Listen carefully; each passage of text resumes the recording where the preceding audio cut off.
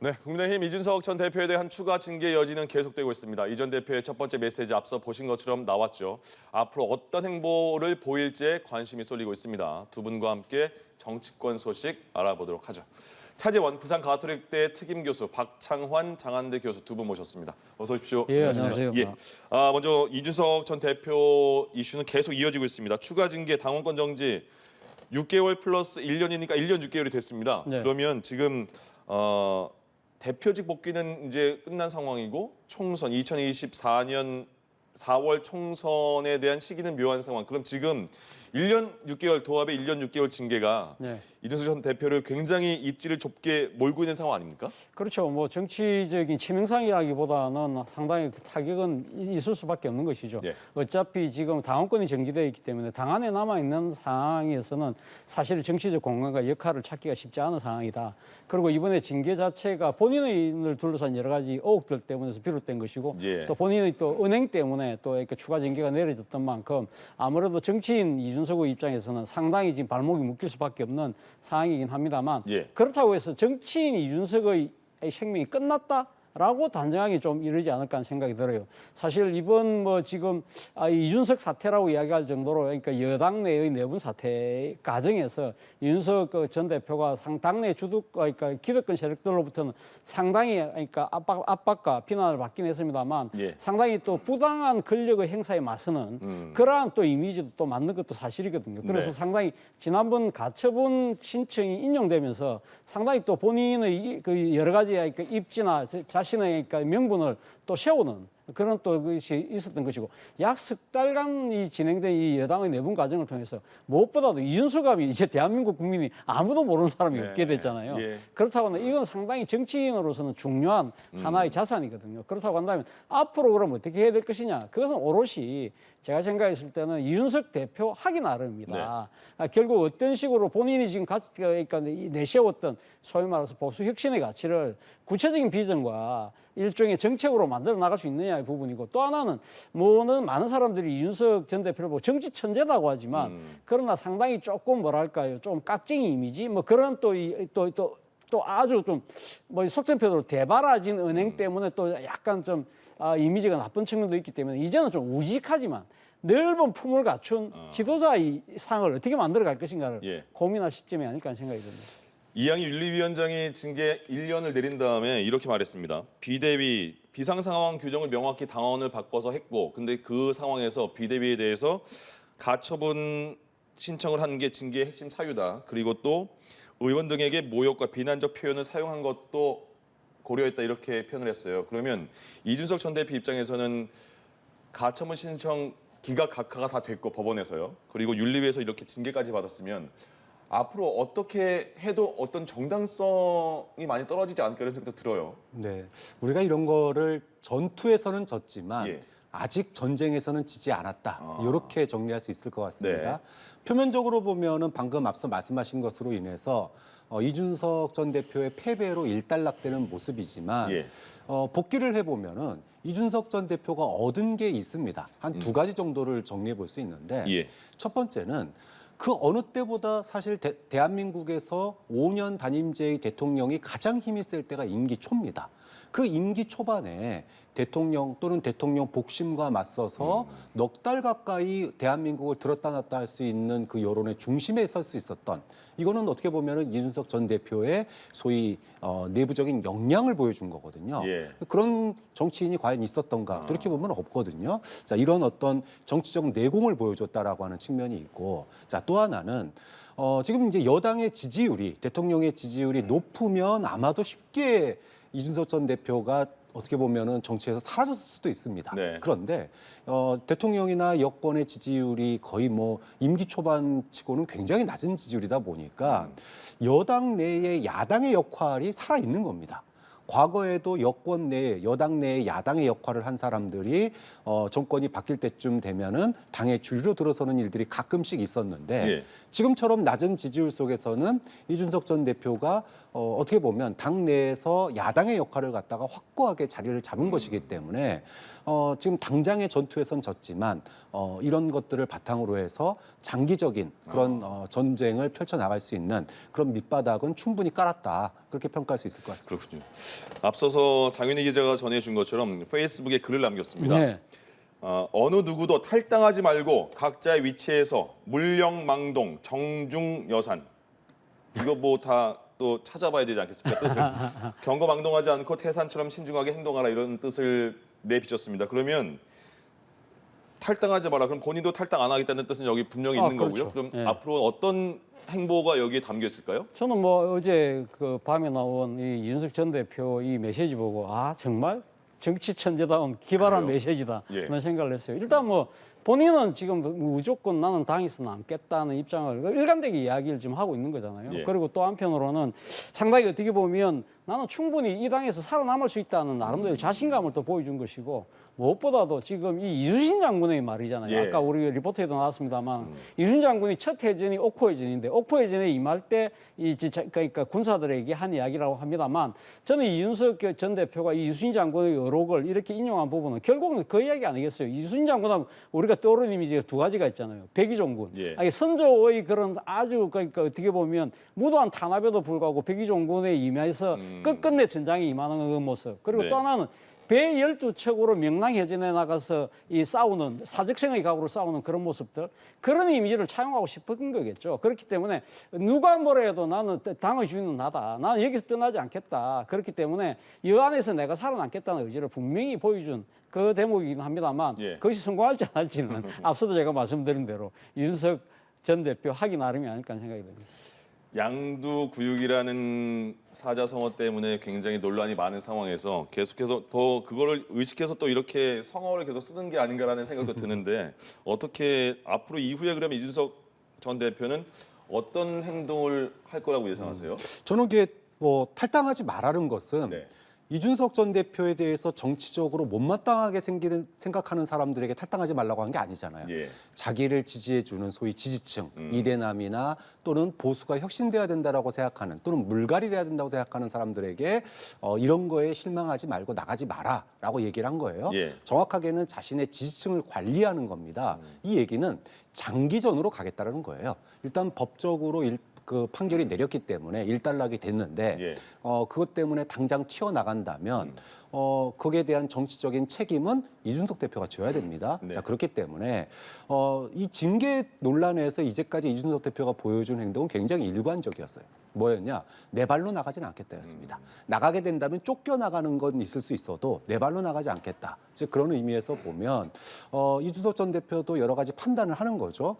만약에 지금 도저히 이 당에서의 나의 입지가 보이지 않는다면 아마도 저는 신당 창당이라든지 이런 선택을 했을 수도 있다고 봅니다. 하지만 누울 자리를 보고 다리를 뻗는다고 예. 충분히 장기전으로 버티면 자신에게 기회가 여러 번 올 수 있다. 이 가능성을 여전히 보고 있기 때문에 네. 지지층들에게 동요하지 마라. 탈당하지 마라. 그리고 앞으로 우리에게 기회가 올 거다. 이런 메시지를 보낸 거기 때문에 여당 내 야당의 역할을 하면서 예. 지지층을 계속 묶는 역할 이런 어떤 메시지를 계속 내놓을 것으로 보입니다. 장기전을 펼치면서 기회를 볼 수 있을까 궁금증이 생기는 부분이 네. 당원권 정지 기간이 2024년 1월까지고요. 네. 그리고 4월에 바로 총선이 네. 있잖아요. 네. 그러면 공천을 되게 노원병에서 받고 싶어하는 상황에서 네. 공천을 따내려면 잘 보여야 되지 않겠습니까? 아, 예. 그러면 이게 장기전으로 계속 지금처럼 여론전 계속 몰아가고 이렇게 행동할 수 있을까요? 아마 그 당윤리에서 지금 하니까 추가적으로 1년 징계를 더 준 때 나름대로 시점을 나름대로 계산을 하지 않았겠습니까? 묘하다는 그렇기 얘기가 때문에 많이 예, 있더라고요. 그렇죠. 바로 그러니까 윤리위원회 입장에서는 그러니까 당신이 자숙을 하고 반성하는 모습을 보인다고 한다면 우리가 그러니까 당신의 정치 생명은 여기서도 계속 나갈 수 있을 거야라는 나름대로 여지를 준 것이죠. 그렇다고 해서 가면 이준석 전 대표는 당 윤리위나 당 지도부 지금 현재 지금 이 주류의 뜻대로 그러면 고분고분할 것이냐? 예. 좀 그렇게 보이지는 않는다는 것이죠. 앞서도 제가 말씀드린 대로 본인이 지금 사실은 윤핵관과 부딪히면서 이야기했던 부분 중에서 가장 큰 가치가 소위 말해서 보수의 혁신이었거든요. 그런 부분들을 아마 이 그 여러 가지 이 행동들을 통해서 해나갈 건데 아까 말씀하셨던 것처럼 아마 나름대로는 지난번 그때 8월 13일 기자회견 때도 자기 향후 계획을 하면서 그 이야기했어요. 일종의 그 가상 공간에서 정치 플랫폼을 만들겠다. 그리고 네. 또 하나는 이 자신이 책을 쓰겠다고 이야기를 했는데 예. 아마 그런 이 지금 그 이 가상 공간과 저술 활동 또 더 나아가서는 아마 또 이준석 전 대표의 장기인 아주 뛰어난 또 이렇게 그 발언들 이런 걸 통해서 결국은 방송 활동을 통해서 고공전을 하면서 네. 아마 자신의 그 존재감과 또 그 여러 가지 국민에서의 이준석의 역할 또 이 지금 나름대로의 전국에 상당한 파장을 던지는 아마 상당한 적지 않은 아마 제 생각에는 긴장 국면을 만들어내면서도 그러나 일정한 선은 넘어가지는 않을 거예요. 그러면서 계속적으로 이렇게 일종의 뭐랄까 밀당을 하는 예. 그런 식으로 해서 자신의 존재감을 키워나가지 않을까라는 예. 생각이 듭니다. 또 국민에게 존재감이 잊혀지는 걸 굉장히 뭐 정치인들은 무서워할 테니까요. 계속 언론에 노출되는 걸 바랄 것 같은데 이런 얘기도 있습니다. 전당대회가 이제 내년 뭐 예를 들어서 초에 시작한다면 거기에 지금 요새 그 지지율이 전당대회 당대표 지지율 유승민 전 의원이 꽤 높게 나오잖아요. 그럼 유승민 누가 당대표가 되느냐에 따라서 이준석 전 대표의 입지도 달라질 수 있다 이런 얘기 나오던데요. 네, 그렇죠.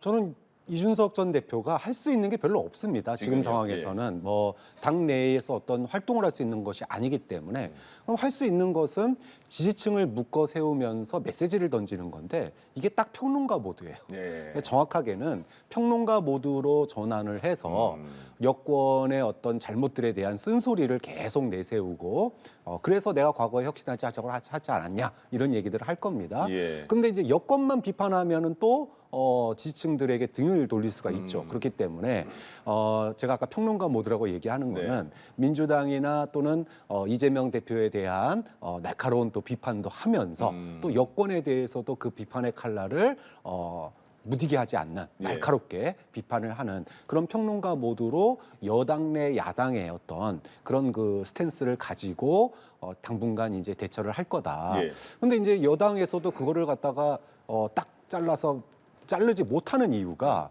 여권도 똑같습니다. 그러니까 이준석 대표도 내 발로 나가지 않겠다는 거고 여권도 내 손에 피 묻히지 않겠다라는 거예요. 예. 그래서 제명이나 뭐 탈당 요구를 하지 않은 거거든요. 예. 그 얘기는 만약에 보수가 분열됐을 때 다음 총선에서 수도권이라든지 이런 대도시 지역에서는 여권이 패배할 가능성이 있습니다. 표 분산 효과로 인해서 그 책임을 여권이 질 수가 없는 거죠. 네. 자, 이런 그 정치적인 상황이 있다 보니 이준석 대표의 이런 여당 내 야당 행보에 대해서 못마땅해하지만 당분간 이런 어떤 불편한 동거 이런 동거 아닌 동거죠. 겹방사리의 그런 이준석 대표의 그 평론가 행보가 아마도 당분간은 유지될 가능성이 높다고 봅니다.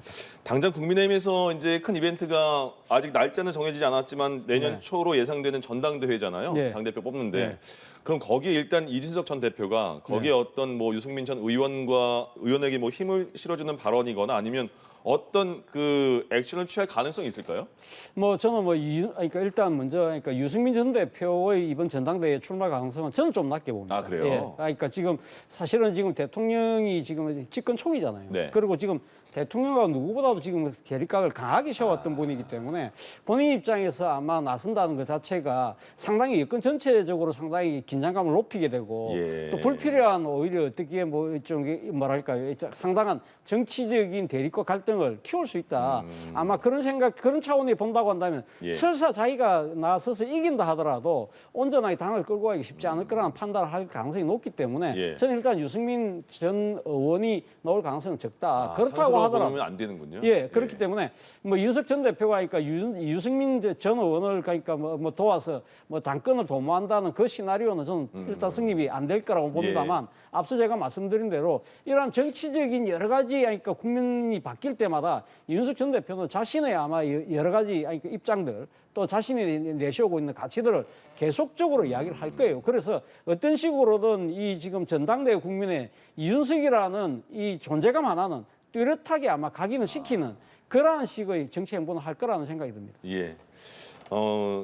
대통령 지지율 한번 볼까요? 그 갤럽에서 지난번에 24%까지 또 다시 떨어졌는데 이번에 보니까 29%가 됐습니다. 그러니까 5%포인트가 오른 상황이 됐고요.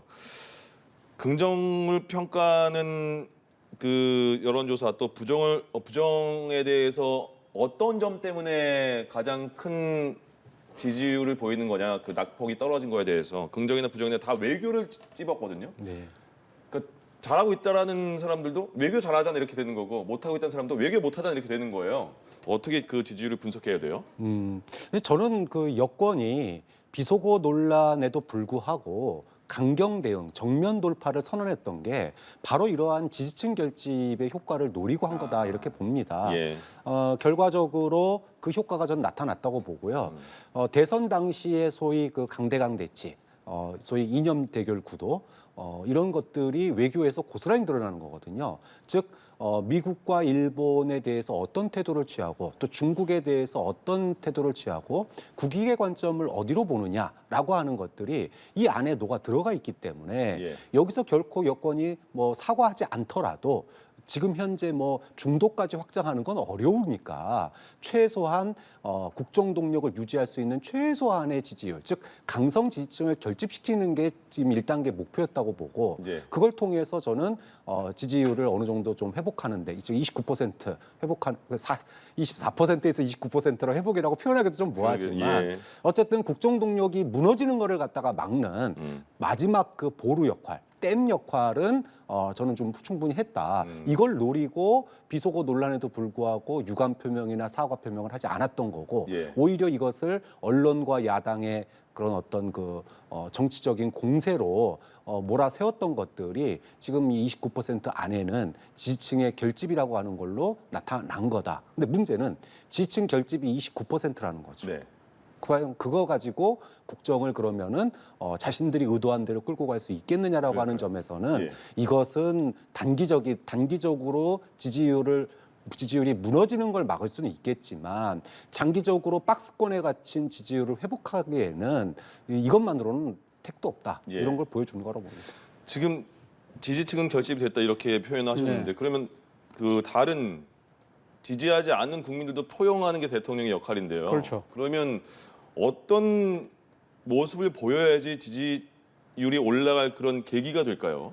아무래도 그러니까 지금 이제 우리가 지금 당면하고 있는 국가적 난제들이 많잖아요. 예. 지금 그러니까 삼고로 대변되는 여러 가지 경제적 위기, 그것이 결국 또 민생의 위기로 이어지고 있는 것이고, 또 하나는 지금 북한이 계속적으로 지금 그러니까 미사일 도발을 통해서 지금 한반도 긴장이 상당히 커지고 있잖아요. 네. 그렇기 때문에 국민들의 우려와 불안도 상당히 덩달아 지금 커지고 있는 상황이기 때문에 이러한 부분들을 과연 어떻게 잘 해결해 나갈 것이냐.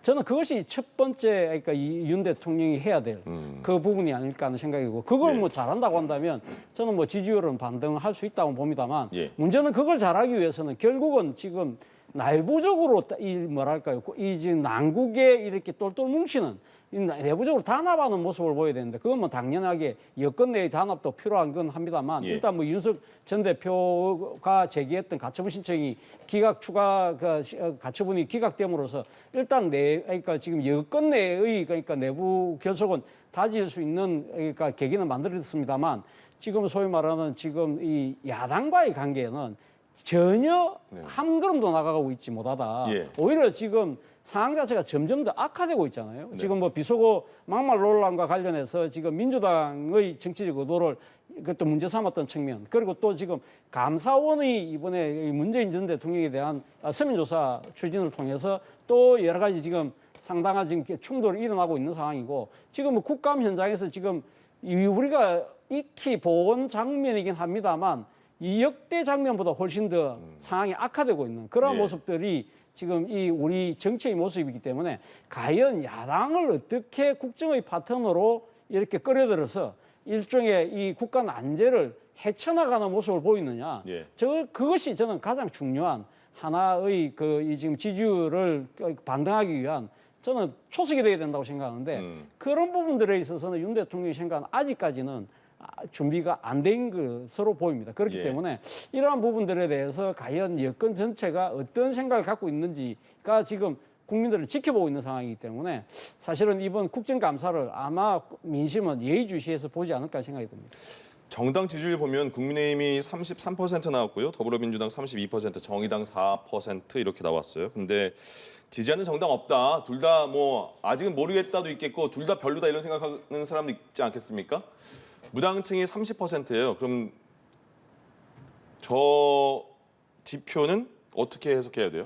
저는 두 가지로 봅니다. 예. 일단은 그러니까 중도층들이 이렇게 많이 늘었다는 것은 결국 현재 정치에 대한 혐오와 불신이 그만큼 크다는 것이죠. 앞서 제가 말씀드렸던 이야기들, 지금 우리가 국감에서 보고 있는 이 장면들은 사실 지난 대선 과정에서 많은 전문가들이 이번 대선이 끝나고 나면 그 후유증이 이런 식으로 나타날 거야라고 봤던 부분이잖아요. 예를 들면 상당히 역대 그러니까 최고의 비호감 대선이고 그것에 대한 연장전의 상황이 계속적으로 벌어지고 있고 바로 이 선거 끝나고 난 뒤에 이재명 민주당 대표의 사법 리스크 또 김건희 여사의 리스크 그다음에 이어서 아까 제가 말씀드린 비속음악말 논란 그리고 감사원의 공방 이러한 부분들을 보면서 아마 상당수의 국민들 그중에서 아마 중도층들 같은 경우가 늘어날 수밖에 없는 경우가 아무래도 지금 여야 정치권이 정말 중요한 문제는 뒷전인 채 자신의 당리와 당략을 때문에 지금 하고 있는 것이 아닐까라는 생각이 있는 것이고 또 두 번째 중도층이 늘었다는 이야기는 결국 지금 앞서 우리가 이야기했던 대로 국민의힘이 내분도 거치고 상당히 대통령 지지율이 떨어지고 있음에도 불구하고 그 반사의 이익을 민주당이 갖고 가고 있지 못하다는 이야기는 민주당 역시 상당수 국민들이 보기에는 뭐랄까요 대안 세력으로 보기에는 아직까지 부족하다고 본다는 거죠. 그런 부분들이 작용해서 저는 중도층들이 늘어난 것이 아닐까 하는 생각이 듭니다. 그러니까 저 중도층 30%는 말씀하신 것처럼 너무 좋아서 뭘 선택할지 모르겠어라가 아니잖아요. 둘 다 마음에 안 들이는 거 아니겠습니까? 그렇죠. 국민들에게는 현재 정치가 정말로 그 민생은 어렵는데 자기들끼리의 어떤 그 권력 투쟁을 하는 것처럼 보입니다. 일단은 윤석열 정부가 20, 30%의 지지율 박스권에 갇힌 건 분명합니다. 자, 지지율이 20, 30%면 최소 7, 80%는 지금 현 정부를 지지하지 않고 있는데 그러면은 반사 효과를 민주당이 받아 안아야 되는데 민주당은 현재 반사 효과를 많이 받지 못하고 있어요. 그러니까 많이 받지 못하는 데는 전 두 가지 원인이 있다고 봅니다. 한 세 가지 정도 되겠네요. 첫 번째는 이재명 대표나 전 정권 수사에서로부터 발생하는 소위 사법 리스크가 있습니다.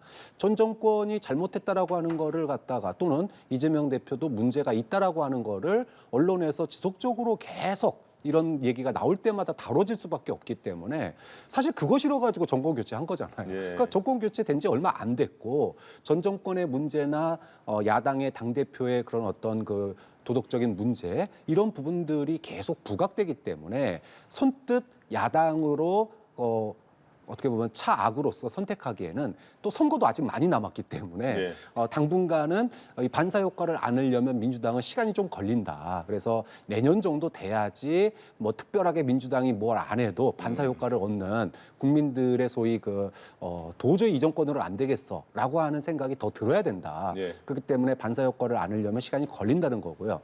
두 번째는 이재명 당대표가 당대표 될 때 뭐라 그랬냐? 반사 효과로 인기를 얻지 않겠다. 실력으로 민생의 대안을 제시하는 실력을 통해서 지지를 얻겠다고 그랬는데 지금 눈으로 보여지는 현재 고물가, 고환율, 저성장의 경제 위기 속에서 국민들의 어떤 삶에 체감을 주는 그런 이번 정기국회에 내놓은 뭐 7대 민생 법안이다라고 얘기를 했는데 그 민생 법안이 정말 우리한테 얼마나 꼭 필요한 건지에 대한 공감대가 아직 그렇게 많이 형성되고 있지 않습니다. 그렇게 본다면 소위 실력 있는 대한정당으로서의 그런 정책도 피부에 안 와닿고 있다. 그렇게 보면은 아직은 민주당이 반사 효과를 가져갈 준비가 내부적인 혁신도 부족했고 또 대안도 부족하고 그리고 아직 정권 교체된 지 얼마 안 됐기 때문에 그 정권 교체 당시에 그런 부정적 이미지가 아직 희석되지도 않았고 이런 것들이 종합적으로 지금 반사 효과를 제대로 가져가지 못한 이유고 그러다 보니 많은 국민들이 둘 다 싫다. 아직은 이렇게 머물러 있는 거죠. 그거를 정치권에서 잘 받아들일지 모르겠습니다. 윤석열 대통령이 여가부 폐지 공약으로 주장을 했습니다. 그리고 정부조직법 개편안이 나왔고 여가부 이렇게 구분해서 나눌 것이다 이렇게 발의까지 됐거든요. 윤석열 대통령이 이렇게 말했습니다. 권력 남용에 대한 성비비 문제에 대해서도 피해 호소인이라고 하는 그런 시각에서 완전히 탈피하자는 거다. 여성, 가족, 아동, 사회적 약자에 대한 보호를 강화하기 위한 거다. 이렇게 해서 여가 폐지의 이유를 다시 한번 설명을 했는데 어떻게 보세요? 그리고 민주당의 대응이 지금 딱히 나오지 않았거든요. 민주당 입장에서는 상당히 아마 좀 고민스러운 대목일 거예요. 예. 아무래도 그러니까 지금 역대 정권 교체가 되고 나서 새 정부가 들어서면 대통령이 아니 당선된 대통령이 자신이 일을 하기 좀 편하도록 정부 조직을 그동안 바꿔왔고 네. 그 부분을 대다수 아니 뭐 거의 국회에서 항상 뒷받침을 해왔던 게 또 그동안의 관례였거든요. 예.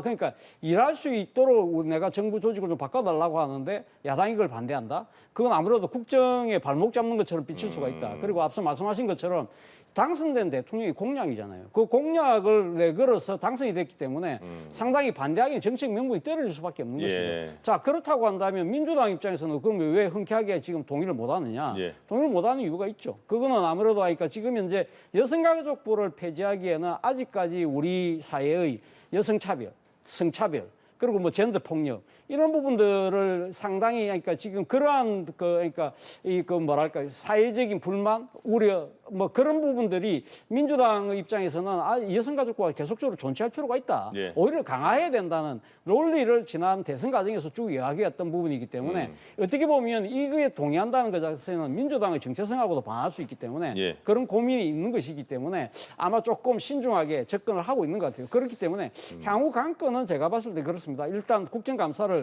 끝나고 나면 아마 본격적인 이제 입법국회 국면으로 접어들 것인데 이때도 지금 여전히 대통령의 지지율이 우리가 아까 이야기한 대로 한 20%대를 계속적으로 머물고 있다고 한다면 예. 민주당 입장에서는 쉽게 동의할 수 없는 그런 상황이 아닐까. 그렇다고 반대로 이야기하면 예. 그 지금 대통령과 여당의 입장에서는 빨리 지금 지지율을 반등시켜서 나름대로 전국에 대한 주도권을 확실하게 보여야만 예. 아마 이 법을 통과시킬 수 있지 않을까 생각이 듭니다. 예. 네, 좀 지난 대선 때를 돌이켜 보면 지난 대선 때는 국민의힘이 이대남 지지를 갖다가 끌어안으면서 여가부 폐지를 공약했습니다. 예. 그런 당시에 민주당의 입장은 뭐였냐? 그것에 대한 반사 대응으로 이대녀를 포옹하면서 여가부 폐지 반대를 주장을 했었거든요. 자, 그런데 지금 상황이 바뀌었습니다. 이대남들이 대거 윤석열 정부의 지지로부터 등을 돌리고 있어요. 자, 이런 상황에서 여가부 폐지 반대 이렇게 딱 나갈 경우에 지난 대선 때 소위 이런 논란을 가지고 이대남과 이대녀가 갈라치기가 됐는데 거꾸로 갈라치기가 될 수 있다라는 거예요. 지금 이대남이 여전히 윤석열 정부를 지지하고 있다면 어차피 못 먹는 곳이니까 어떻게 보면 전략적 포지셔닝이 쉽겠지만 예. 지금으로서는 이대남이 등을 돌리고 있고 그럼 차기 총선에서 다시 20대의 어떤 지지를 갖다가 가져올 수 있는 가능성이 생긴 상황이기 때문에 지금 쉽게 여가부 폐지냐 아니냐 이런 어떤 이분법으로 빠지기는 어려운 겁니다. 예. 만약에 여권이나 이런 데서 합리적인 대안이 나오고 여기에 대한 20대의 어떤 그 호응이 있다면 이런 여론 추이를 봐가면서 여가부 폐지에 상당하는 어떤 대응하는 그런 어떤 대안이나 또는 합의가 이루어질 가능성도 그런 점에서 저는 있다고 봅니다.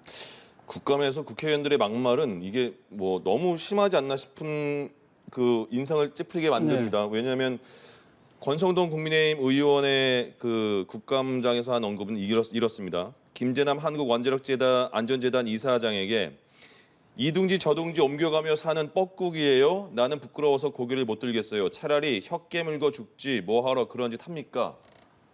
사과하라고 했더니 사과는 무슨 사과? 이거는 본인의 그냥 예를 든 거다 이렇게 말을 했어요.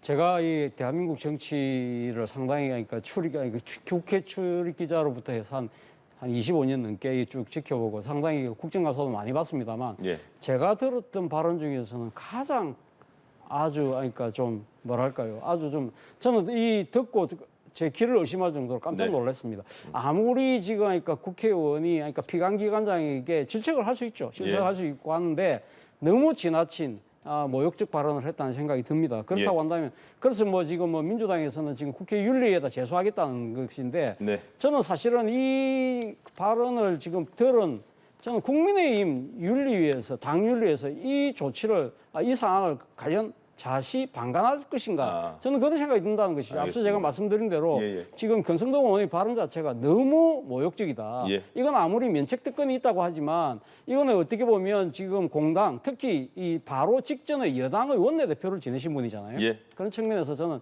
당 윤리가 나서야 된다 생각합니다. 알겠습니다. 여기까지 저희가 듣고 마무리해야겠습니다.